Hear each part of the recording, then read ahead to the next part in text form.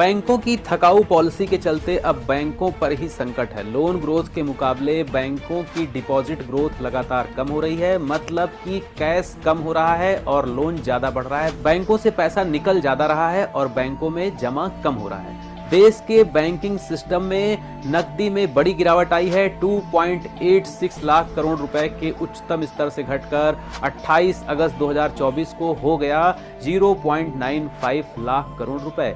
Union bank of India की report कहती है पूरे महीने के दौरान नकदी में गिरावट जारी रही। वित्त मंत्री आरबीआई गवर्नर द्वारा बैंकिंग सिस्टम में नकदी बढ़ाने के लिए बार बार अपील करने के बावजूद कैश डिपॉजिट्स का स्तर लगातार घट रहा है। इससे आर्थिक गतिविधियों पर व्यापक प्रभाव पड़ सकता है, क्योंकि bank primary supplier of credit हैं। मतलब लोगों को, व्यवसायियों को अगर पैसा चाहिए होता है तो वह पैसा सबसे पहले बैंक ही देता है। आरबीआई गवर्नर शक्तिकांत दास ने चिंता जाहिर करते हुए कहा कि लोग अब बैंकों में पैसा कम जमा कर रहे हैं और निवेश के दूसरे साधनों की ओर ज्यादा मुड़ रहे हैं। अब वह पैसा जमा कर रहे हैं म्यूचुअल फंड में, इक्विटी में, ना कि बैंक में। हाल ही के महीनों में लगभग 21,000 करोड़ रुपए का निवेश हुआ सिर्फ म्यूचुअल फंड में।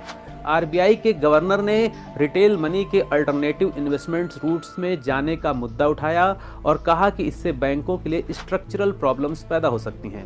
रिटेल ग्राहकों के लिए वैकल्पिक निवेश के रास्ते अधिक आकर्षक होते जा रहे हैं और बैंकों को फंडिंग के मोर्चे पर चुनौतियों का सामना करना पड़ रहा है। बैंकों को ऋण की बढ़ती मांग को पूरा करने के लिए short term non retail deposits और लायबिलिटी के अन्य साधनों का ज्यादा सहारा लेना पड़ रहा है। गवर्नर ने यह भी कहा कि बैंकिंग सिस्टम की स्ट्रक्चरल लिक्विडिटी की समस्याओं को ऐसी समस्या एक्सपोज कर सकती है।